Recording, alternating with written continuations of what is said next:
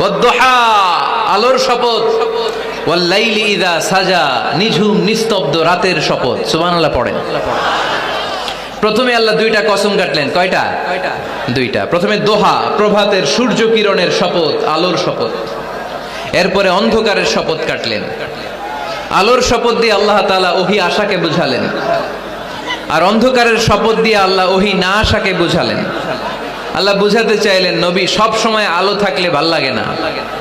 24 ঘন্টায় যদি সূর্যের আলো, এখনো সূর্যের আলো, সকালেও সূর্যের আলো, খালি আলো আর আলো, ভাল লাগবে? কথা বলেন না কেন? আবার 24 ঘন্টায় ঘুটঘুটে অন্ধকার, কোনো আলো টালো নাই, ভাল লাগবে? তার মানে জীবন চালাতে আলোরও দরকার, অন্ধকারেরও দরকার। বিশ্বনবীরে বুঝাতে চাইলেন, নবী ওহী আসা যেমনি দরকার, মাঝে মাঝে ওহী বন্ধ রেখে আপনার একটু বিশ্রাম দেওয়া দরকার। সুবহানাল্লাহ পড়েন। সরকারি চাকরি যারা করেন, সপ্তাহে কয়দিন জব করেন?